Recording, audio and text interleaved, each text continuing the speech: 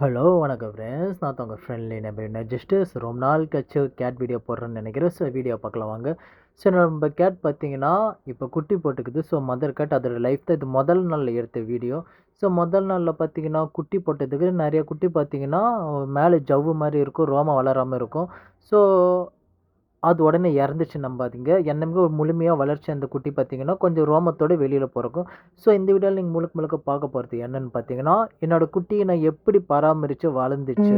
So அந்த videos தான் நீங்க பார்க்க போறீங்களா? அந்த சேம் டைம் எப்படி கேட்ட பராமரிப்புது அதையும் நீங்க பார்ப்பீங்க. இது 2வது நாள். 2வது நாள் பார்த்தீங்கன்னா, ஸோ அதே மாதிரி முக்கியமா பார்த்தீங்கன்னா, கேட் குட்டி போட்ட இடத்த நீங்க கிளீன் பண்ணுங்க. அதுதான் ரொம்ப முக்கியம். பட் இந்த வீடியோ பார்த்தீங்கன்னா, சோகமான விஷயமே இருக்குது.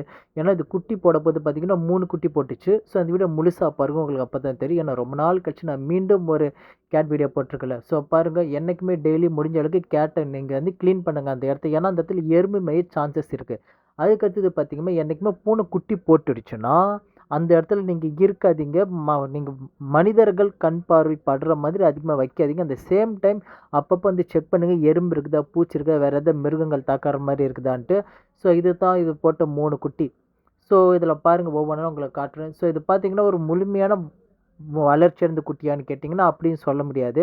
ஏன்னா கேட் பிரெக்னன்ட்டா இருக்கப்போது, நம்ம மனுஷர்கள் மாதிரியே தான் விலங்குகளும். எந்த அளவுக்கு நம்ம தாய்க்கு பூனைக்கு, தாய் விலங்குகளுக்கு உணவு அதெல்லாம் சரியா இருக்குதோ, அதுக்கு ஏத்த மாரி தான் குட்டியும் நல்லா பொறக்கும்.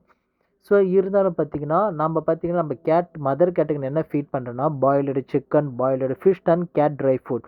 மோஸ்ட்லி நான் கேட் ட்ரை ஃபுட் தான் தருவேன். அதுக்கு மில்க் தருவேன். ஸோ இப்போ பார்த்தீங்கன்னா, எத்தனாவது நாள் உங்களுக்கே தெரியும். ஸோ 3வது நாள்ல பார்த்தீங்கன்னா, பூனை குட்டி போட்டிருக்கு. ஸோ அந்த கன்டின்யூ வீடியோ தான் பார்ப்பீங்க. என்ன ப்ரோ டோர தொறந்து தொறந்து மூடுறான் அப்படிலாம் கிடையாது. ஸோ இத நான் சொல்லக்கூடிய இந்த இன்ஃபர்மேஷன்ஸ் இருக்குல்ல, அதையும் பாருங்க. ஸோ இதில பார்த்தீங்கன்னா, ஒரு கிட்டு முடியாம இருக்குது. ஏன்னா, இதில இன்னொன்னு விஷயம் என்ன பார்த்தீங்கன்னா, சில பூனைகளுக்கு வந்து எப்படி பராமரிப்பது அது சரியா தெரியாது. அதில குட்டிய போட்டுட்டு அதுக்கு மேலேயே படுத்துரும். அதுக்கு மேல அப்படியே படுக்கிறதால அதுக்கு மூச்சு திணறல் அந்த மாரி ஏற்படும். ஸோ இந்த மாரி விஷயங்கள மத்த வீடியோஸ் எதுலயும் சொல்ல மாட்டாங்க. நான் உங்களுக்கு சொல்றேன். ஸோ அதால தான் சொல்றேன். இப்போ ஒரு பூனை குட்டி போட்டுச்சுன்னா, நீங்க மறைவா வச்சுருங்க. ஆனா கொஞ்சம் கொஞ்சம் நேரத்துக்கு ஒரு மட்டும் நீங்க ஓப்பன் பண்ணி பாருங்க. அது சேஃபா இருக்கான்ட்டு. ஏன்னா புதுசா பூனைக்குட்டிகள் போட்டது என்றால், அந்த தாய் பூனைக்கு அந்த குட்டிய எப்படி பராமரிப்பது என்பது சுத்தமா தெரியாது.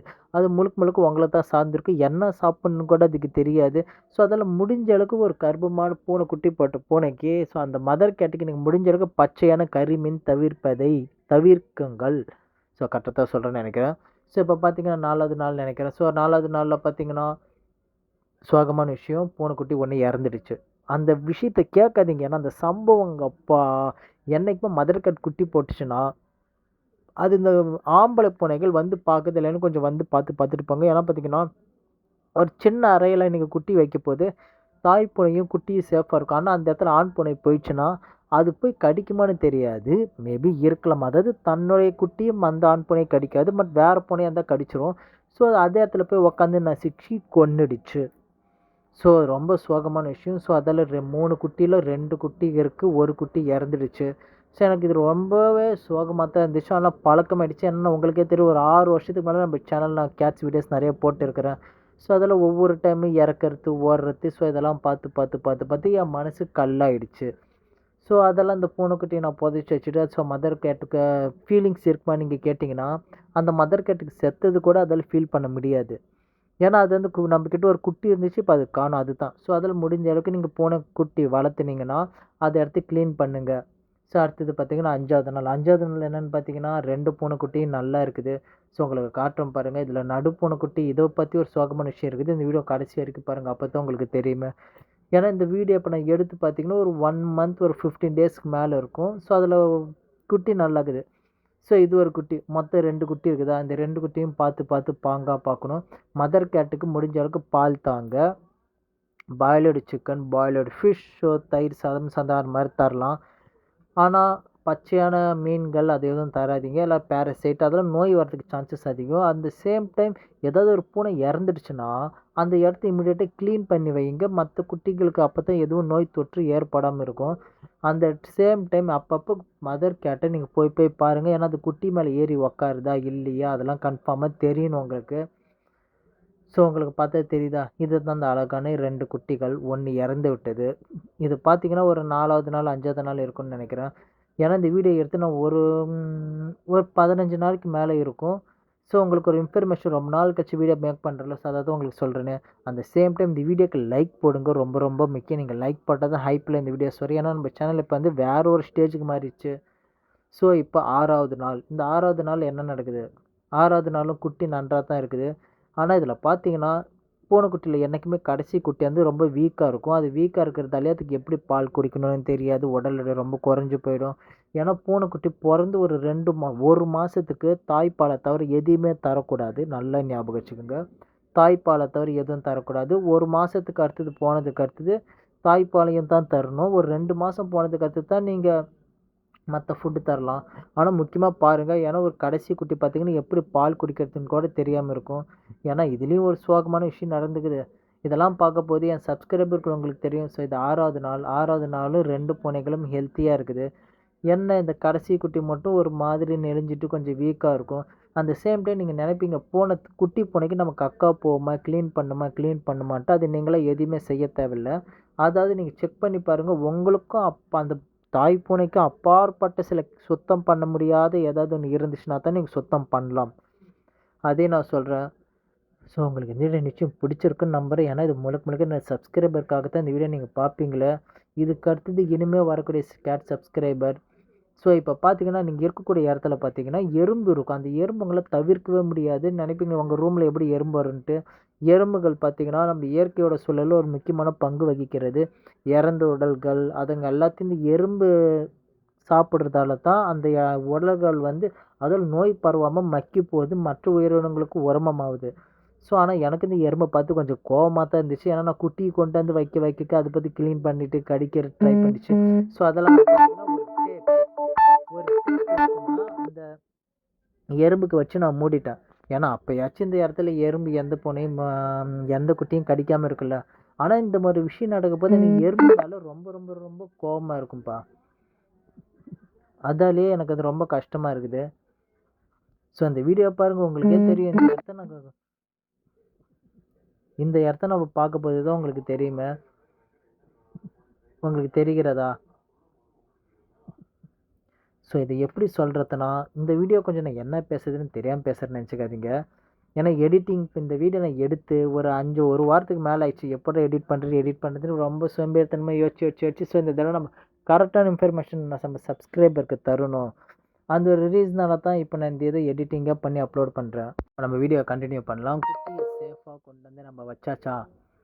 ஸோ இதுதான் இந்த குட்டி பாருங்க. ஸோ அதுக்கடுத்து நானும் கொஞ்சம், ஏன்னா கடைசி குட்டி மட்டும் பார்த்தீங்கன்னா, ரொம்ப வீக்கா இருந்துச்சு. ஸோ அதில நானே கொஞ்சம் பசும்பால், அதாவது பால் எந்த விகிதத்தில் தரணும்னா, பசும்பால்ல 100% 70% பசும்பாலும், 30% தண்ணியும் கலந்து தந்தா தான் அந்த குட்டிக்கு வந்து டைஜஸ்ட் ஆகும். ஏன்னா நம்ம பசும்பால் பொதுவாகவே ரொம்ப கெட்டியான அடர்த்தி தன்மை அதிகம். பொதுவா நீங்க சரி சரி உயிரினங்களுக்கு பால் நீங்க ஓன் பால், அது தாய்ப்பால் எல்லாமே யூஸ் பண்ணணும்னா, அதுக்கு ஃபீட் பண்ணும்போது அதோடைய அடர்த்தி தன்மை கம்மியா இருக்கணும். ஸோ அதுக்கு நீங்க முடிஞ்ச அளவுக்கு கொஞ்சம் தண்ணி மிக்ஸ் பண்ணுங்க. ஆனா அதுக்குன்னு ரொம்ப தண்ணி மிக்ஸ் பண்ணாதீங்க.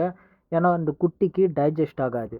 ஏன்னா பூனை வளர்க்கறது நீங்க நம்ப மாட்டீங்க. தெருவுல இருக்கிற பூனைலாம் குட்டி போட்டுட்டு, அது குட்டி 5, 6, 10 குட்டி போட்டாலும் நல்ல தைரியமா வளர்ந்து அது நல்லா வரும்.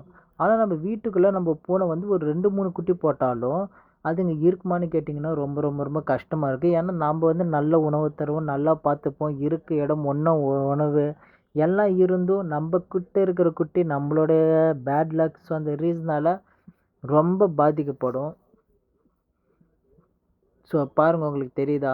இந்த கடைசி குட்டி பார்த்தீங்கன்னா, ரொம்ப வீக்கா இருந்துச்சு. ஸோ அத நான் முடிஞ்ச அளவுக்கு பார்த்துக்க ட்ரை பண்ணேன். ஏன்னா, அது கண்ண தொறக்கறதுக்கு பார்த்தீங்கன்னா, பொதுவா ஒரு பூனைக்கு வந்து 1 வாரத்துக்கு மேல ஆகும். 1 வாரத்துக்கு மேல, அதாவது 1 வாரத்துக்கு மேல 10 நாளைக்குள்ள இந்த டைம்ல நிச்சயம் கண் தொறந்துடும்.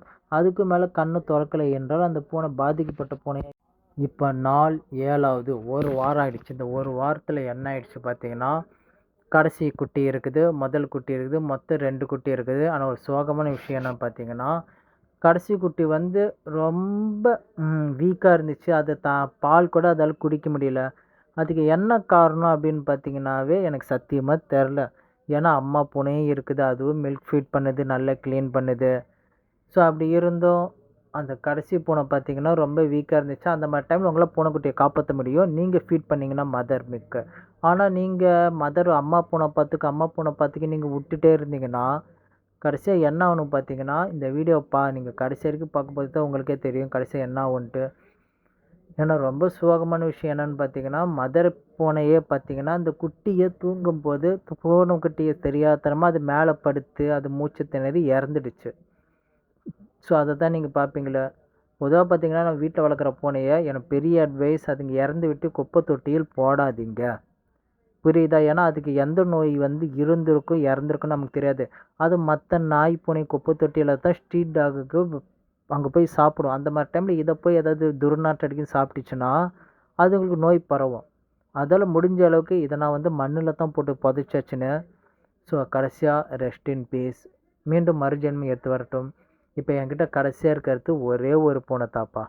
நான் என்ன பண்ணுறது? என் சப்ஸ்கிரைபர் நிறையா பேத்துக்கு தெரியும். நான் நிறைய பூனை வளர்த்திருக்கேன். நிறையா பூனைக்குட்டி இறந்துருக்கு.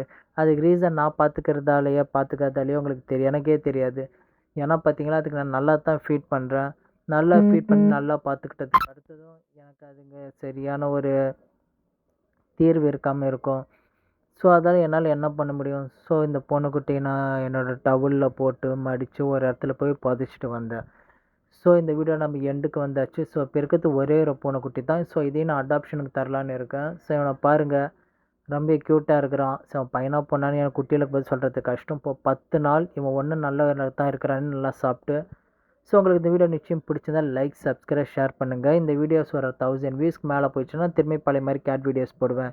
எனக்கு உங்களோட சப்போர்ட் வேணும். ஸோ லைக் பண்ணுங்கள், ஹைப்பில் கொண்டு வாங்க. அப்போ தான் யூடியூபர் ரெக்கமெண்டேஷன் பண்ணும். ஸோ நீங்கள் நிச்சயம் வீடியோ பிடிச்சிருக்குன்னு நினைக்கிறேன். நான் காண்டாக்ட் பண்ண வச்சுங்களேன். Facebook, Twitter, Instagram Vinod Justice. I am friendly நேர்பட் வினோத் ஜஸ்டிஸ்.